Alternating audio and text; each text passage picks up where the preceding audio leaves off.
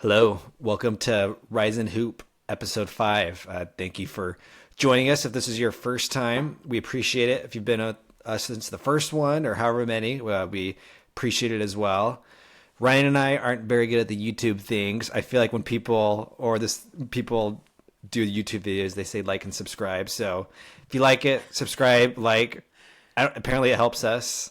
We could eventually, and I think we'll eventually figure out how to put it on podcasts. Like Garrett, our friend Garrett McClintock, we might put it on the Give 'em Hell Brigham site because Brian and I are just technology impaired, apparently, and we have other full-time jobs. So we'll try to get this on a podcast site. Maybe you'll be listening to this on a podcast site. Hopefully, we have it up Wednesday when this is running. But appreciate it. It's Tuesday night right now, Tuesday the 11th. So we'll be publishing this Wednesday.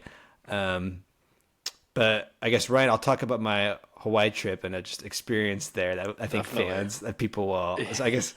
I think so, yeah. Because it's been about a week, I guess, right? Like we did our last episode right before the Iowa State game. So yeah.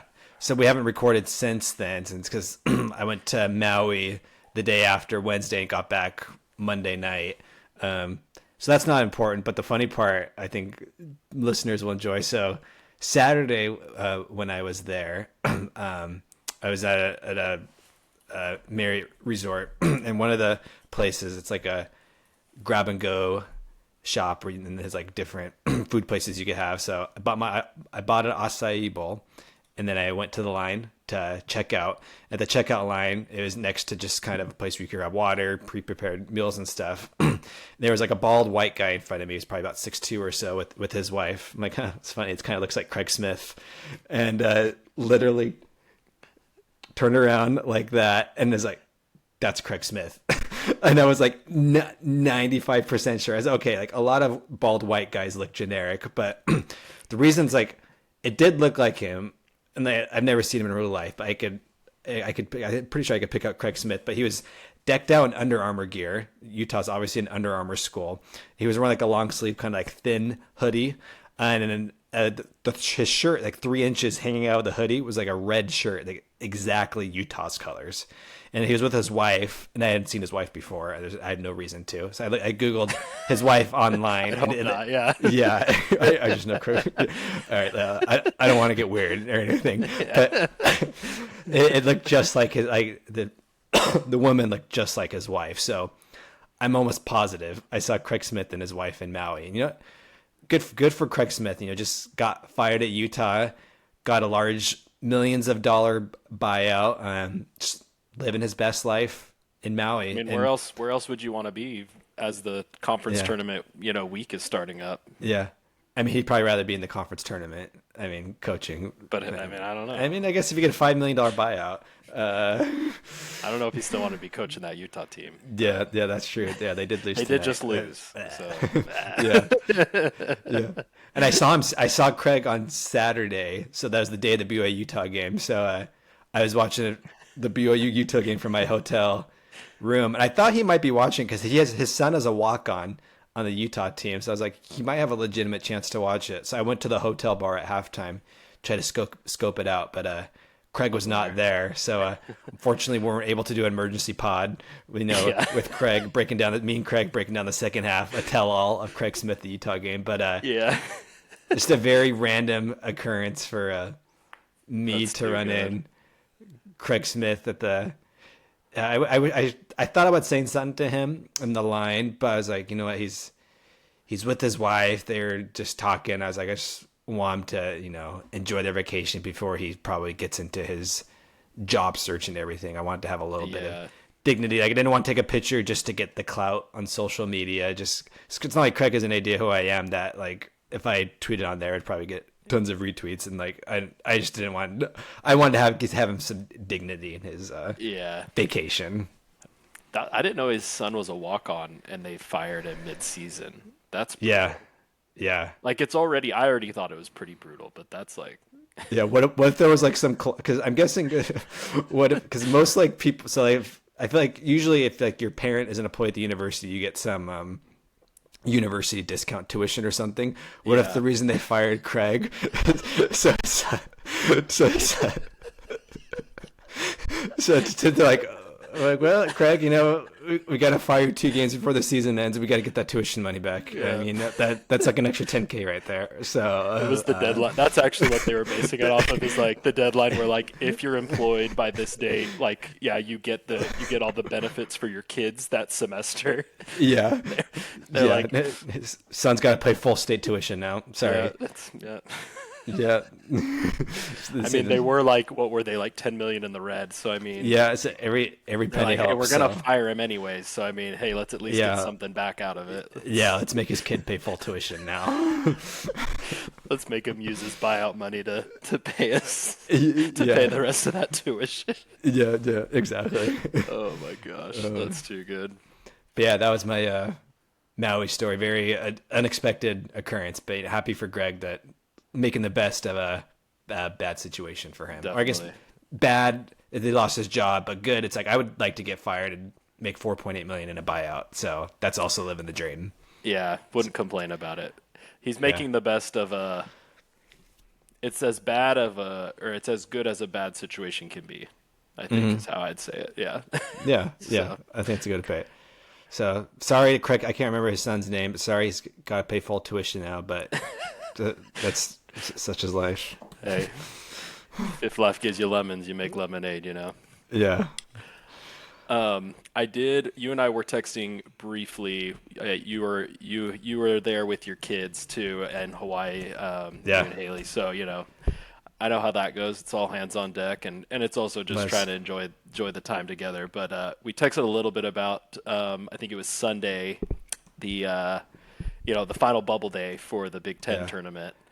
After we And, were talking about church, since it was Sunday. Of course, yeah. Yeah. We gave them Rise and Hoop devotional to Yeah. start, and but in a stunning turn of events, Nebraska actually Nebraska ended up, ball. Well, we didn't realize that they were essentially when they played each other, they were basically the winner of that game was in and the loser was out. Yeah. How all the tiebreakers ended up turning out. Yeah. 'Cause, First, I'd like to apologize to listeners for me and you not knowing as the experts on Big Ten bracketology. I just like to apologize to all of our listeners out there that we didn't know the Nebraska tiebreaker Big Ten bubble scenarios. So Yeah. Sorry to interrupt, but I just want to apologize I'm to our with listeners. you. We definitely dropped the ball there, and we didn't look far enough up the standings to where. So what ended up happening is from the cut line at the 16 all the way up to 12, they all finished with a 7-13 conference record. So there was technically a 5-way tie for like being out of the tournament. So that was where we kind of the simulations, we didn't quite get that deep because when we projected it, we were still full 2 games out. So, but yeah, Nebraska just very Nebraska, like to bring in the football aspect where it's just like consistent 5 and 7 seasons, and then the first new Big 12 season for or Big 10 basketball season. It's just like you're not making the tournament like. In a crazy, weird tiebreaker scenario with 5 other schools, it's you guys that's on the outs. So, I don't think it'll happen anymore, but because Nebraska they're on like the NCAA tournament bubble. Like it would be amazing if they missed the Big Ten tournament, but made the NCAA tournament. We didn't make a conference tournament. Well, I did look when you mentioned that, and Lenardi had them on like the first 4 or next 4 out. Yeah. And as of right now, he's just removed them entirely, which I think makes sense just because like there's no if you can't make way. your Big Ten tournament, it's like Well, and like you just can't even improve your resume, right? Which is like when you're in the first and next 4 out, it's like you need to do something. You win some games to actually move up. It's not as much that like the teams in front of you will lose and move down. You only get rewarded for winning for the most part. Yeah. It depends. If it's a bad loss, like that can move you around. But I think Lenardi, once he realized that, he was like, all right, they're done. Just get them out of here. Yeah. Yeah. In Nebraska, they've never won an NCAA tournament game ever. Wow. Like they're the only power conference team that hasn't. So I mean, BYU has poor NCAA tournament history, but at least made a couple Sweet 16s. Yeah, Nebraska's never won an NCAA tournament game. That's so crazy. It looks like that droug's. I was like, strong. I think their best alum of all time is Tyrone Lue. I was Ty looking. Yeah, like last year when they were in the tournament, I got down like a Wikipedia rabbit hole, and I think Ty Lue is like their most notable alum. So Ty Lue's probably a tough week for him. Sorry, Ty. Yeah. I know you're listening. Yep. Yeah. That is brutal though. Yeah. And they're also winless in the new Big Ten tournament conference tournament format as well. Yeah. And they're gameless. So they're winless and gameless. But Yeah. also, maybe it's- next year. Yeah. So to new listeners of this, like if you haven't tuned out already, because you're like, why are we talking about Big Ten bracketology? Ryan and I have been following If you didn't know, the Big Ten, there's 18 teams in the Big Ten.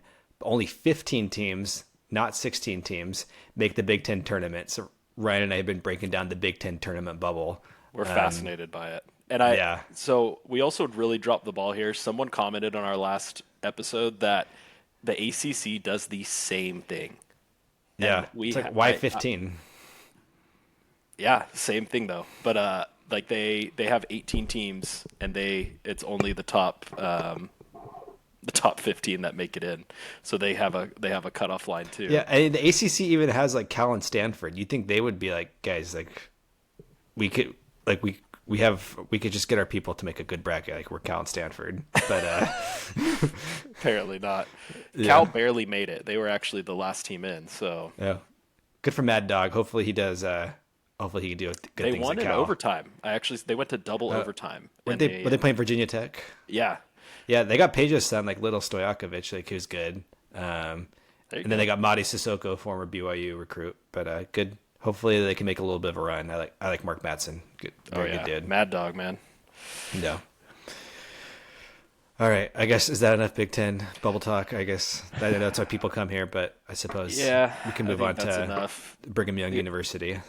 As long I'll shout out the McNeese State Cowboys. I think they're the Cowboys, right? Yeah. They're outside of Delaware. I was looking at the Delaware Blue Hens. I was really hoping they would pull off the win tonight.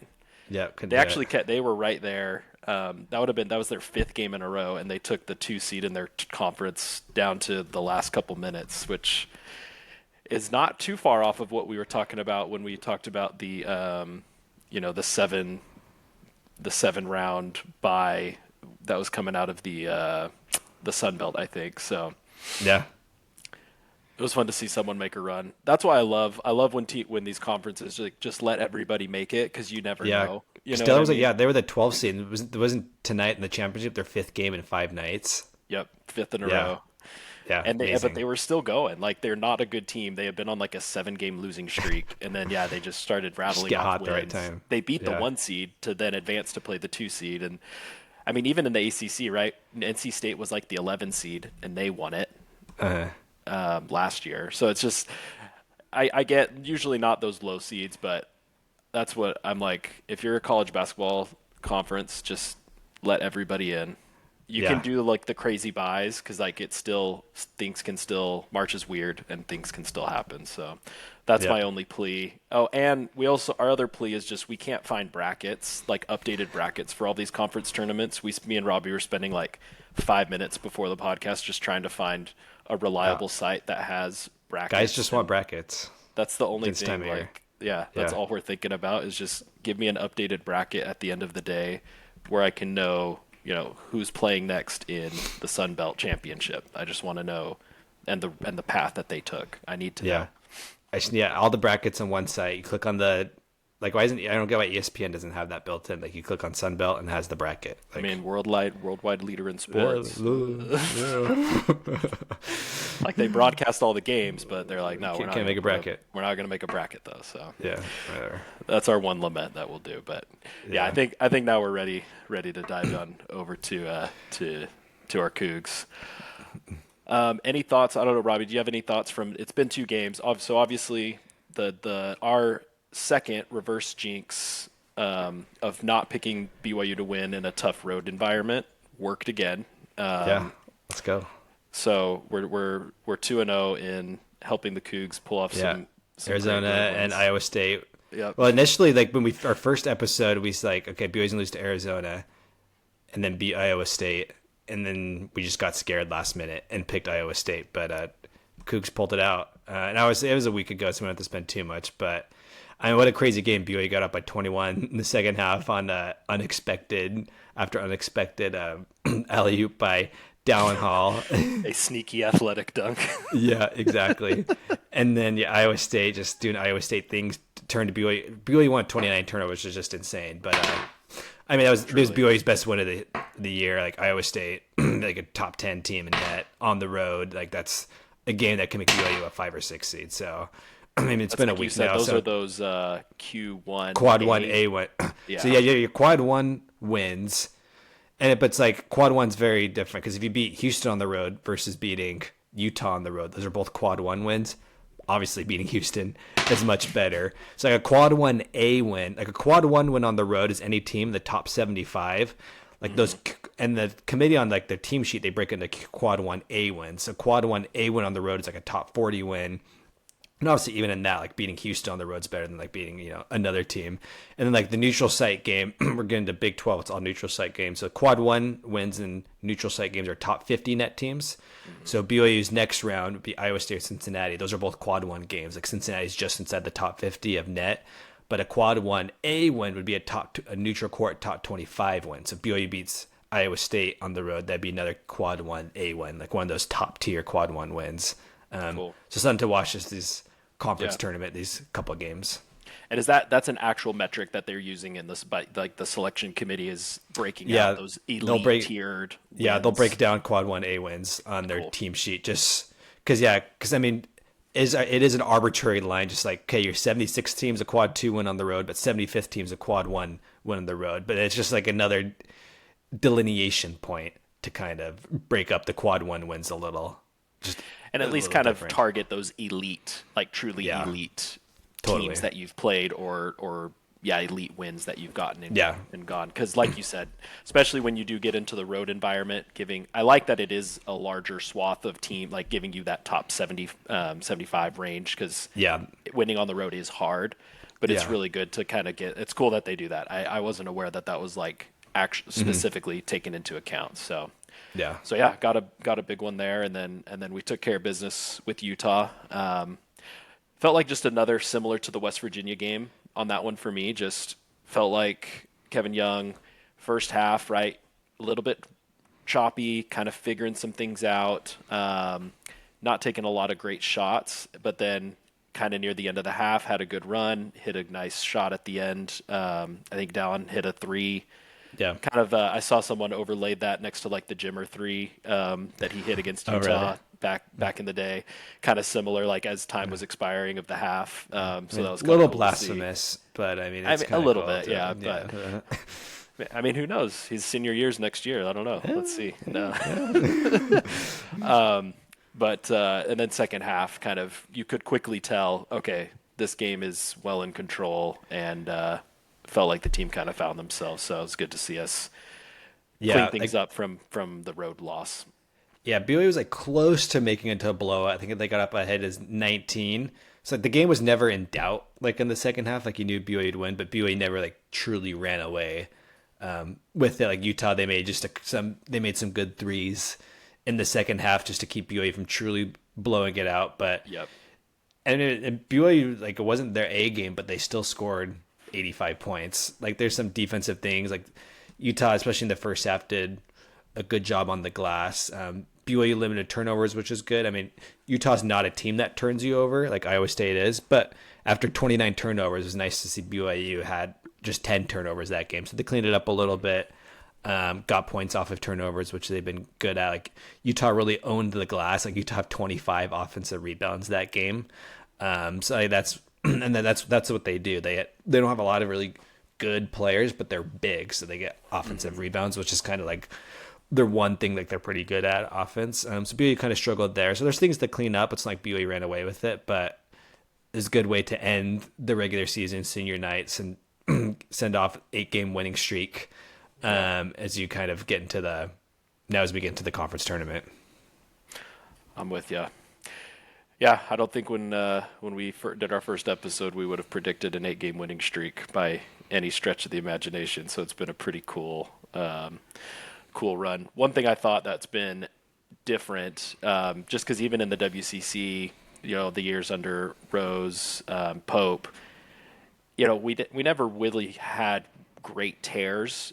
We still had some good seasons, but this kind of feels just like a pretty impressive streak, right? Just in terms of like ending the season strong, even just outside of getting the big wins. I think it's just as impressive to stay focused and just take care of business, like the West Virginia game at home, the Utah game at home, Arizona State on the road. Like those are just kind of those games that you've coming off some big wins. It's really easy to look at those and kind of look ahead a little bit.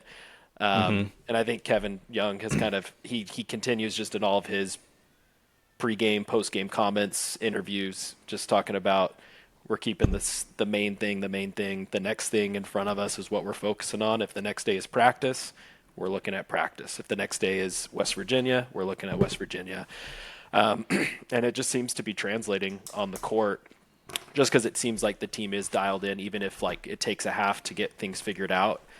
They're very focused on the task at hand. And so it seems like in the past we've struggled with that, with smaller teams or not as good teams, quad four type teams, and thinking, we can probably, I don't know what those practices look like or anything like that. But I think watching this 8-game stretch, it's been pretty obvious. Like you can tell what practices look like because the team is locked in on these games. So it's pretty cool. Yeah. It's interesting you mentioned practice because I'm going to kind of connect a couple things. One thing I was going to talk about later. So Kevin Young, he mentioned, I think post game press conference, he mentioned like that Friday, the day before the Utah game, was maybe BYU's best practice of the year. The reason I bring that up, so connecting dots here. So BYU at the game, they had a recruit, Austin Gooseby, that was at the game.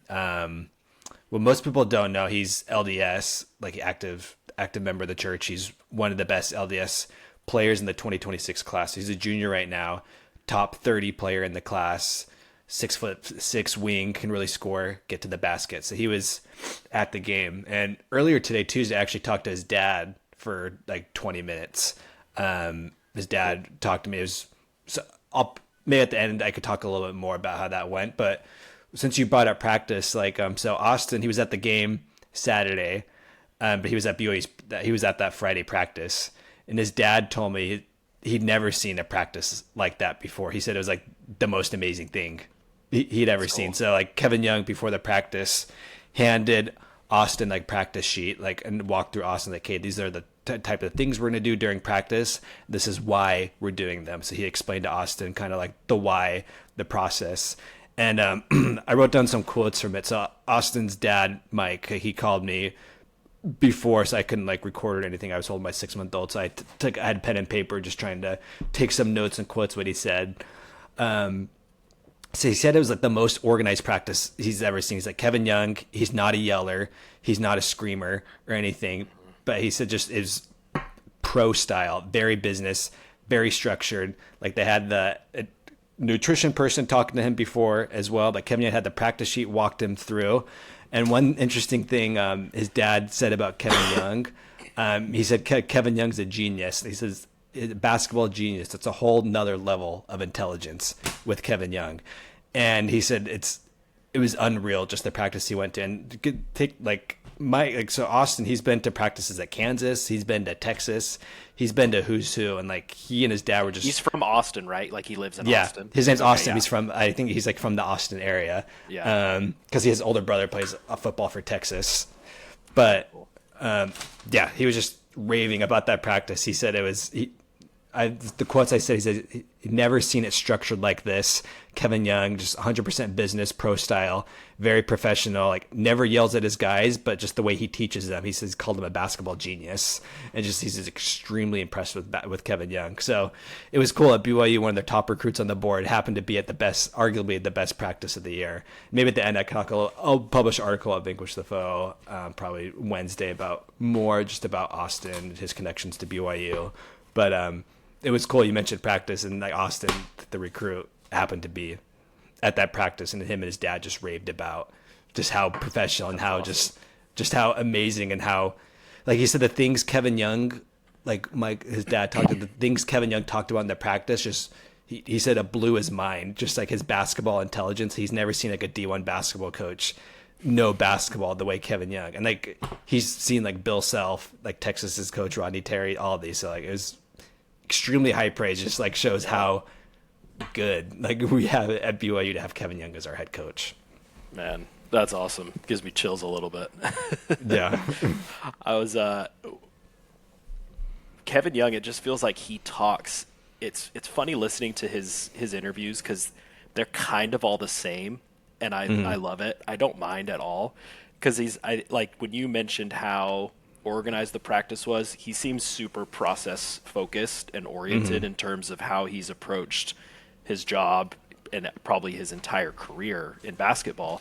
And I mean, I think that's smart, and I think especially when you're bringing in to the college level, right? Like, I mean, I think back to you and I when we were right off our missions in 22, 21, and mission, super structured, does a lot of good. I remember coming back and kind of getting back to school and being like, well, my freshman year was, there's a reason why my grades sucked and I didn't get much done. And now I've kind of learned how to structure things. So, I mean, having a very organized practice for college kids, while also integrating like his insane knowledge. I mean, it's a great matchup. It's an easy pitch, right? I mean, especially to parents, but even just to kids. I mean, I think people underestimate or underappreciate how much of him coming to BYU really is to help prepare him for the league. The more I hear stories like what you just said, I think I remember people kind of joking a little bit about when he came to visit during one of the football games, and Kevin was doing some work with him in the gym, like some practice, showing him some drills, some footwork, some things like that. Looked very business. Maybe some would call it a little dry. But I think, I mean, if you're serious about basketball, that's what you want. And he kind of talks to that, I think, in his interviews a lot. And just what you mentioned too, just kind of echoes that, where it's like, we've got our processes, we do it well. And I mean, guys like Richie are a good example, I think, of how guys can make a leap with his ability to put in an awesome structure for kids that want to take it seriously. Yeah, and I guess, well, maybe we could just talk about Austin right now. You talked about Kevin Young and his recruitment because it kind of all goes together.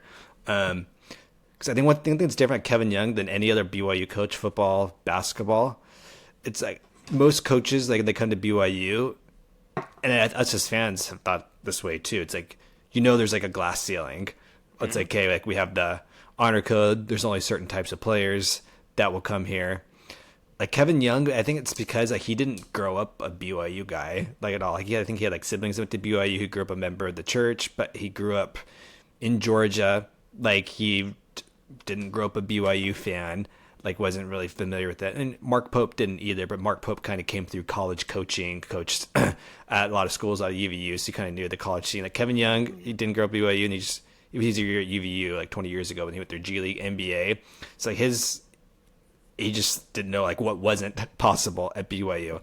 Right. And he came at the perfect time because NIL, like obviously, and BYU boosters have a lot of money, and Kevin Young was like the person to unlock that with his NBA vision. He's like, yeah, I've coached at the highest level. Like I've taken Devin Booker and Chris Paul on the brink of winning an NBA championship. Like I could call Kevin Durant right now and he'd vouch for me. Like I talked to the best basketball players in the world, so why couldn't I succeed in college? I think some of that maybe made like the first half of the season, I mean even the 2/3 of the season, like a little difficult, because I mentioned before he kind of feel like I think he's gone from varsity to JV in a little bit, but just like it's like, yeah, I killed the NBA, I'm gonna kill it here in college.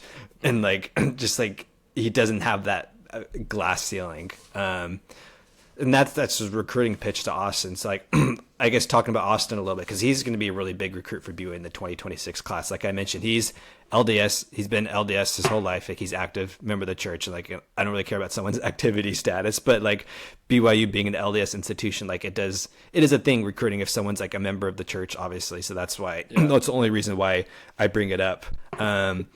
But he's grown up in Texas his whole life, didn't grow up a BYU fan at all, but he has a lot of connections to BYU. So he has an uncle that lives in the Utah area, and he has two cousins that go to BYU. Like one's on a mission right now. So he has family locked into Utah. And his dad said that's important to him. Like he wants to go to a place where he's gonna be close to family. So that's gonna be one thing that works in favor for BYU. Like he's not coming to a brand new place. Like he is familiar with the church already, growing up in the church, but he has family close to BYU, like on his mom's side of the family. Like they're all all in Utah.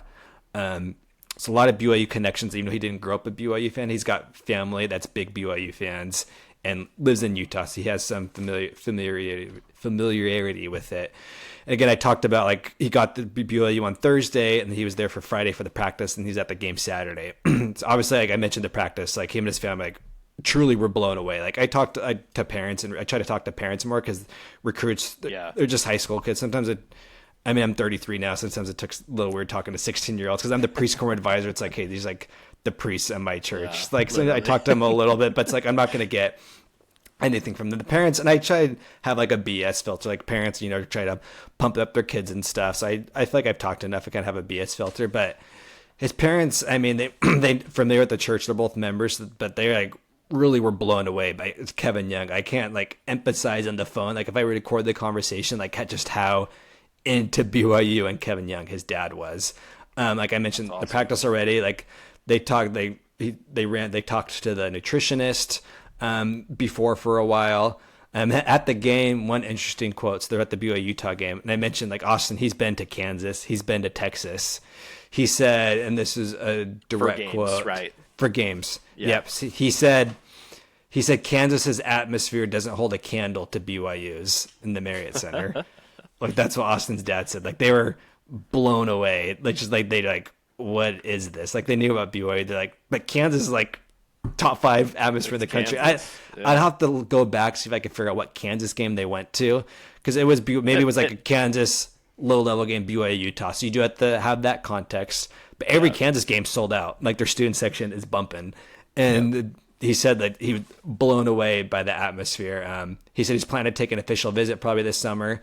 I think BYU and Texas are probably the two favorites. Like his family, his brother's at Texas, his parents are big Texas fans, but BYU's got a really good shot here, and he's probably the best LDS kid in the 2026 class. He's probably going to be a future NBA kid, not one and done guy. He's probably going to be like a 2, 3, maybe even 4-year player. But again, like 6'6", LDS, top 30 kid. Like BYU kind of got in his recruitment late, and Kevin Young even acknowledged, like Mike, Austin's dad, acknowledged that Kevin Young acknowledged it's like, hey, we got in a little late, but hey, like we love you. You guys are top priority for us. Cool. Let me show you kind of how we could prepare you for the NBA. And they're like, yeah, he could prepare us for the NBA. Yeah. So again, BYU got a little late, especially Texas's coach could get fired, Rodney Terry. That could help BYU a little bit. So shake things up there. Yeah. So didn't expect to talk about Austin right now, but since I did talk to his dad a few hours ago, a lot of good things. Like most people aren't aware that he's LDS, but he's very active in the church, has family in Utah, ties to BYU.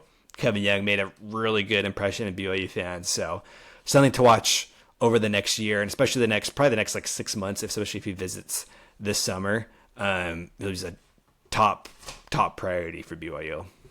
That's awesome. Yeah. I mean, that's a good game I'm sure the environment was great on this last Saturday too, because it's like huge win streak. We lost to them on the road. Like I could see it being like the last BYU game I went to, I think was the right before the start of COVID. Well, no, I've been to like the last like huge bump in, great Marriott Center experience I had was the game where we beat Gonzaga right before everything got canceled with COVID. And I was at the Kansas game last year with the BYU Kansas game last year. Yeah. It was good, but I mean, it wasn't overly impressive. Like it's at Kansas culture. Yeah. At Kansas. You can just feel like when you're walking down the hall with all the NBA players that have played there, and you're like, did you feel like some of like the reason it makes Kansas hard to play is just the mystique there? It's like, that's the word. That's the exact word. Like it's just steeped in history, tradition. There's a mystique there, and everyone talks about it. You do walk in, and it's like it does take you back to like I feel like I'm watching Glory Road. Seeing gyms from right straight out of the 60s, but in like the best way possible. And it is jammed, it's packed. It got loud a couple times, And it was an awesome experience. But I mean, in terms of like intensity, I was like, I feel like BYU can match that. Like in the big games that we have, I think it's very equal. It's at the same time, right? For Kansas, BYU's coming to town. It's not like they're not necessarily getting up for the BYU Yeah. game like we're Uh-huh. getting up for the Kansas game when they're coming. Yeah. As opposed to like when maybe Houston or when another really highly touted, we were ranked top 25 when the game happened. So I Yeah. mean, it's not like there was definitely It's some not like they level had of circle on their intensity. calendar before the season started type of game. Exactly. Yeah. So I mean, I'm not necessarily surprised. I'm not discounting Fog Allen at all. Like it was an awesome experience and it's a cool place. But it wasn't. Yeah, I mean, I didn't feel like when I was there, I was like that Gonzaga BYU game. That's one of the craziest. That one and then the Jimmer Year BYU SDSU at home. Those are like, it was right there with that. Like when I was there, I was like, this feels just as about as crazy as and loud as when Kawhi and Jimmer faced off our freshman year. So, I mean that's cool hearing it from more of he's not going to necessarily say something like just try to talk up how cool the atmosphere was unless it actually delivered. So that's cool No, to like hear. I said, like I have a pretty good BS detector, and like he was a straight shooter. So yeah, it was really cool just to see like his first interaction. Like they kind of talked to him before, but like real first interaction with Kevin Young, him and his family there, just to see how things are run at BYU. Like they That's were awesome. extremely impressed. Very cool. It'd be awesome to get like one of those top LDS kids too. Like we've whiffed out on those in the past, and now we're landing non-LDS number one level recruits. So I mean, you'd think we could Yeah. also nab some of the other top LDS kids, and we Right. have, Yeah. we've got a couple of those anyways. But no, that's awesome, especially like a LDS NBA level talent type kid. That's a cool. It'd be Yeah. fun to have that as part of the team going forward. So. Totally. Well, so I know we just finished, Cincinnati and Oklahoma State finished the morning game today. So now we know that Iowa State's playing Cincinnati tomorrow morning, Wednesday. tomorrow morning, Wednesday. So probably as you're listening to that game will probably already be over. So we say that though just because we don't necessarily know who we're going to play. Robby, you said last Cincinnati and Iowa State played once, and Iowa State won by 11. Yeah, they played February 15th at Ames, at Iowa State. So yeah, it was tied at halftime, 39-39, and then Iowa State pulled away and won by 11. So I mean, Cincinnati gave a good game. Again, like they were tied at halftime. They kind of just faltered late in a tough place to play. So Cincinnati's interesting. Like 'cause they were their preseason top 25. They got up to number 14, the AP poll, and then they just super underperformed in Big 12. Like arguably like the most disappointing team in the Big 12 compared to preseason expectations. But they got a lot of talent. Like I mean, they were the last team to beat BYU. I mean, after that game, it's like BYU lost by 18. It's like, man, are we even going to make the tournament? And then after that, BYU obviously haven't lost yet. So I looked. Iowa State looks like they're favored by 9.5. So Yep. Iowa State's probably going to win. But I mean, Cincinnati's got good talent, and like it's just a one game type setting. Like Cincinnati, they got really good defensive players. It's been their offense that has hurt them this year. So some of like those offensive players, like I think like Jizzle James, like Dan Skilling, Which is like some an of those players. A tier I college know. basketball name. Jizzle Yeah, James. Like yeah, yeah. His dad's NFL Hall of Famer Edrin James. So That's awesome. and then yeah, I know, just classic. Yeah, Jizzle James, very college basketball kind of cult hero name. Yeah, that's someone like they're on the bubble. They're like the 8th team out right now by Lenardi. Yeah, But that's someone where you're like, if we could get like those are the names that you need in March Madness. Like, and I mean, this is where I love not being in the second round because I hate playing. I feel like you're at a disadvantage when you play the team that just won and they've only played one game and they're coming into that second game. Yeah. I feel like they're warmer, they're looser, they've got a feel for the arena already. I think after that, it's a more like if Cincinnati did win and we played Cincinnati, I think that's an advantage to us at that point because they're playing a third day in a row. third and three. There's Yeah, there still is some of that, getting hot and things working. But I feel like that second day is kind of the worst spot to be in.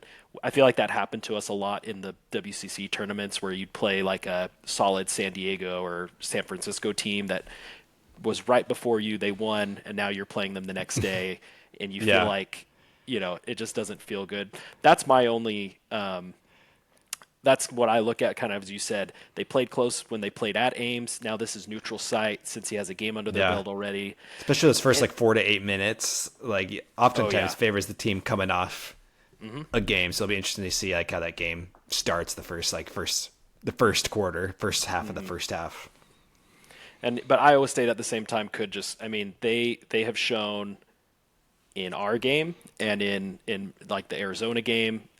The couple games I've seen of them, they can come out and just step on the throat of their opponent in that first 5 to 10 minutes. Like they are truly capable. Like so, it's hard to say what you'll get, but 9.5 seems a little high. I think to me, just for the fact that it is tournament play and things are weird. But Iowa State is really good, so Yeah. it's I hard to think say. yeah, one of the main things to watch. So Keyshawn Gilbert for Iowa State against BYU had 13 points and 8 steals. So he was the one causing a lot of turnovers. So the week prior to the BYU game, he missed 2 games with the muscle strain, and he came back. But he missed the regular season finale versus Kansas State with the same muscle strain. So it'll be interesting to see like what's going forward. Like it could have just been precautionary since Iowa State they're already locked into the 5 seed. So may Iowa State they're just thinking, hey, we're getting to crunch time in March. Let's rest him a little bit. be So healthy. it could have just been precautionary. Maybe he'll be fine playing, but that will be his status to see. I haven't looked to see if TJ Otzelberger, their coach, has said he's going to play. I looked earlier in the week; he was being kind of like coy about it, maybe just some gamesmanship. But that's something like if he wasn't available, if Iowa State won, he wasn't available for BYU. I mean, that would be a big development because I had 8 steals versus BYU Yeah. and a good score. So, I mean, it'd be fun to see like either way, like both quad one wins. Iowa State, probably, I think, even though Cincinnati beat us by 18, we split the season series. I think I'd hope if we get another crack at them, like we're playing a lot better now, we'd be able to beat them. They're a good team.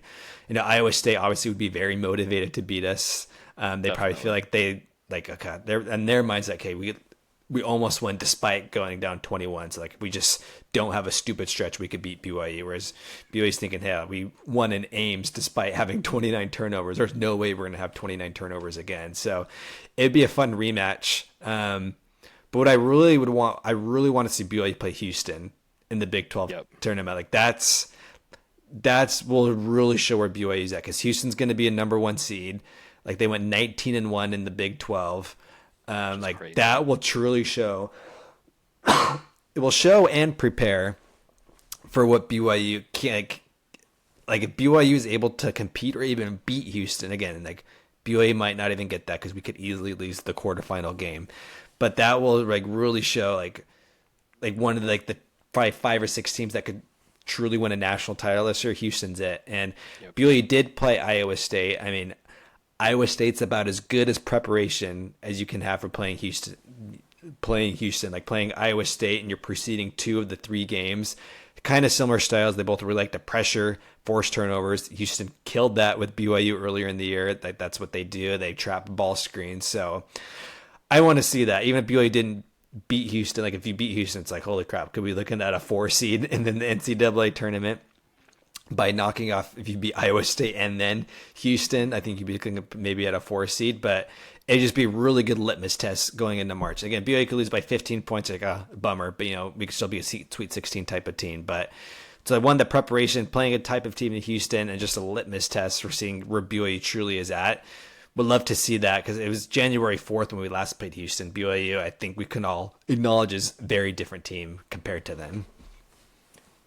Definitely. I was going to say the same thing just in terms of I wouldn't mind seeing Cincinnati just to have an easier chance to get to Houston because I feel the same where if you can play that Houston team, even if you lose, and that's kind of getting you ready for the tournament, I mean, I don't think there's a better team to go up against, especially just from alone the defensive side, like just getting to play them see their physicality, like just match up with that, no matter the outcome, win or lose, like you're going to be locked in for your first game of the NCAA tournament coming off of that, just knowing, okay, we've seen, like you said, I mean, that you can even call that like, hey, this is like a Final Four type matchup for us. We can imagine this as playing those teams that are built for that level of the competition. So it would be awesome to face them. What's your take? Everybody talks differently about these conference tournaments, like, oh, lose right away and start resting and get healthy. I know we just said we want to play Houston, but I mean, what's your opinion on maybe not even general opinion, but like for BYU, what do you think would be best? Like, should we be gunning for to win the Big 12 tournament? I mean, it's three, like we're in the quarterfinals already. It's 3 games, 3 in a row. You play your last game Saturday, and then you're looking at turning around to play on Thursday, right? Because we'll definitely be on the Thursday, Saturday schedule for the tournament. So that's, I mean, it's still some time off. But what's your take, Robbie? Like, are you like, let's go gung ho, 3, like all gas no brake, 3 games in a row, or is it feel it out, and if a game gets out of hand, let's pull it back and see what happens? I mean, it's not the end all be all. I mean, UConn was the national championship winner last year. They won their conference tournament. They're playing hot, and they won the national championship. So there's that data point. There's also, I'm looking at Auburn last year. Auburn won the SEC tournament. They won the last 3 regular season games. So they were going into the NCAA tournament on a 6-game winning streak. And they lost to Yale. So they got a 4 seed, and they lost to Yale in the first round. So conference tournament, it doesn't necessarily indicate success one way or the other. Like, we have those juxtaposed to examples last year. But I mean, I want BYU to win every game just because I in my mind, it's like I'm not going to root for BYU to lose. But also, I mean, logically, the better seed you are, the more likely you are to advance in the NCAA tournament. If BYU was somehow able to get to the Big 12 conference championship or win it, I mean, that includes multiple quad 1 wins. So you have either Cincinnati, which is a quad 1 win, or you have a win over Iowa State, which is a top 3 seed in the NCAA tournament. Then you'd beat most likely Houston, who's going to be a number 1 seed in the NCAA tournament, and then you probably play Texas Tech or Arizona, who's like Texas Tech's probably like a 3 seed, Arizona's like a 5 seed. If you're able to do that, like you could be looking at a 4. It's like, could you be looking at a 3 seed? I don't know at that point, but like, and what that means, like the higher seed, if BYU is like a top 5 or 6 seed, like so there's only like 4 regionals BYU could play in the first round. So I guess to get a little in the weeds, so you have the West, East, South, and Midwest region.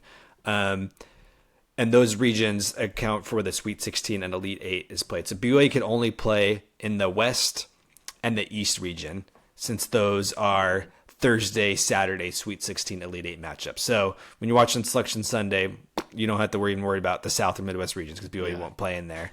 And then there's sub-regions in the first 2 rounds, like where games are played, and those are not tied to a specific region. So for example, like Raleigh, North Carolina is one of the sites. It's not like, oh, the East region is where the 1 seed plays. Like the top seeds are assigned based on geography. So for example, Duke, they're going to be a 1 seed. Duke's going to open in Raleigh because that's the closest site to them. Like, you could lock and load. So BYU, the higher seed they are, so 4 of those sites are Friday, Sunday, so BYU can't play those. And the other 4, which BYU could play in, I think, are Providence, Denver, Wichita, and Lexington. Those are the 4 BYU could play in. So if BYU, if they're like if you're like a 4 or 5 seed, like you're one of the top seeds, like in your pod, like BYU could play in Denver, for example, which helps you regionally. So you have less travel. You get a lot of BYU fans that live in Denver. Even in Utah, it's like, hey, let's make the 8-hour drive. I think it's like an 8-hour drive from Salt Lake City, to 8-ish hour drive from there to Denver. So that helps BYU just like as far as like travel, fan support. And I think tired legs, and at this point you'll have a week to rest. BYU's got a lot of depth. Like, I don't worry about that too much. Obviously you don't want to get injured. But I don't worry about like the lack of rest too much. Like, I want BYU to win every game. Like, if they lose quarterfinals to Iowa State or even Cincinnati, not the end of the world. BYU's probably still locked into be a 6 or 7 seed. But if you get a few wins, you could be looking at 6-5 or 4 seed, which just helps. Better matchups, better opportunity to advance So yeah, I want BYU to win as many games as they can. Nice. I'm with you. It helps too. I mean, I can understand to some extent the conferences that are finishing that championship game on a Sunday. I know it's just one day, but finishing the fact that we're in the tournament, like we're in the conference. I don't remember if the Big 12 tournament championship was on Sunday in the past. I think it was. It was on Saturday before BYU got there. Has it Maybe like always 10 been? years ago Okay. it was, but Yeah. like last few years it's always been It's still been Saturday. Saturday. Yeah, the So, I Big mean, Ten that- does theirs on Sunday. Yeah, which is like one less day because you're watching the selection show from the locker room. Yeah, and you then you get literally home finish, Monday. those games finish, and then they're like, okay, now we can finalize Yeah. the bracket. Yeah. Yeah, and then you get home Monday, and then Tuesday you're probably off to your site. Whereas if you Saturday, at least BYU could go home, a couple days rest, and then they go off to their wherever the site is. Yeah. That's a good point. So yeah, I'm with you. I mean, I'm like, I think you keep it running and you go for it. And I mean, I know it doesn't. Maybe there's not a whole lot of stock in it, but I mean, I think a Big 12 tournament win, like winning the Big 12 tournament, would be awesome. Yeah, and we BYU's didn't never won a win- conference tournament since 2001. Yeah, and we didn't win the West Coast Conference outright, like conference or the tournament at all. And then even Jimmer's senior season, we Yep, split, lost to like we had a SDSU. shared. Yeah, we lost in the tournament, and then we shared Yeah. the regular season title with SDSU, if I'm remembering right. So I mean, it's been a long time since we've won something in basketball in terms of just even conference related. But I mean, the way that we're on a hot streak, I mean, I think that would be a cool thing for kind of cement the seriousness of this streak. Like you said, even if we lose on Thursday, I don't, it's okay. But if you were to just like take this 8-game win streak and tack on 3 straight quad 1 neutral site wins at the conference tournament, go through Houston, it's cool. But to me, I think what I mostly get excited about is just the prospect of the fact that we did secure the double bye, and we just have we have an opportunity to play really good games, even if it's just 1 or 2. And it's just exciting. So, but it's cool if you get through Cincinnati or Iowa State and you go, okay, we're playing Houston to make it to the championship. It's just, that's a lot better than in the past for me, at least, knowing, hey, we got to beat San Diego to then go play Gonzaga. And then if if we can get past them, then St. Mary's is waiting for us on, only having to have played 1 game before that. And, it just, unless you were in that, that semifinal auto bit, triple, auto quadruple bye, whatever it is. in the West Coast Conference, it was just always a rough go. And especially if you were on the same side with Gonzaga or St. Mary, some years we had a little bit better spot where we didn't have to play one of them to get to the championship. Feels like most years we did though, because just because we were usually the 2 or the 3 seed, we never were the 1 seed. So but yeah, just exciting. It's cool. It's cool to just be in that position and have some good games. And this year though, I feel like this is a team mindset where it would be, like you said, just let's focus on the game. Let's try to win. And I think every game that's presented, the teams, I think Kevin Young's mentality will be, let's try to win it. Like, we're here. Let's try to win. Yeah. I guess we could finish. What's your prediction for the Big 12 tournament? I'm gonna say we make the semis. I'll go and say Cincinnati beats Iowa State. We beat Cincinnati. We lose to Houston. That's my. Wow. So you're picking the upset. I'll pick an upset there. Yeah. So people, they're probably listening to this after the game's done. They could see if we were right or You'll know wrong. if I'm right or wrong. Yeah. I'll say I could see Cincinnati winning, which probably means they lose by 20. But I think I'll pick. We can hedge. Like I can pick one and you pick the other. Okay, at least one of us is right. I'll pick Iowa State. Well, I guess we both could be wrong then if BYU loses in the quarters. Then BYU will probably be a slight underdog to Iowa State. They'd be favored over Cincinnati. I think BYU would pick Iowa State just because there's no way BYU turns the ball over 29 times again.